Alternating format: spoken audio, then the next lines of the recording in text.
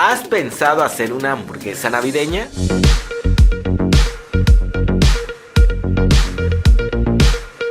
Es muy común que en México, mientras se trate de una tradición, se respeta.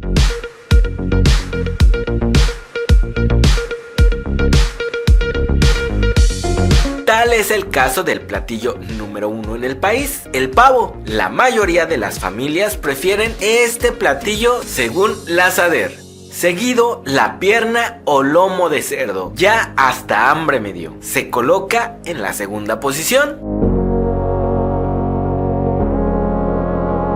¿Y qué decir de los tamales?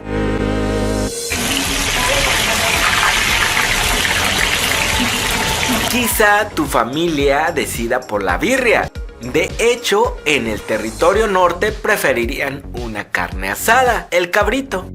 Pero para los que van pa' largo, y me refiero a los que amanecerán, deciden por el pozole. Y es que el clima se presta para preparar infinidad de platillos tradicionales, como los romeritos con tortitas de camarón, los pescados y mariscos. Es por ello que decidí compartirte un platillo extra y delicioso, las hamburguesas navideñas. Ya se te estaba quemando. Bueno, como que veo que ya se te estaba. Te quita el...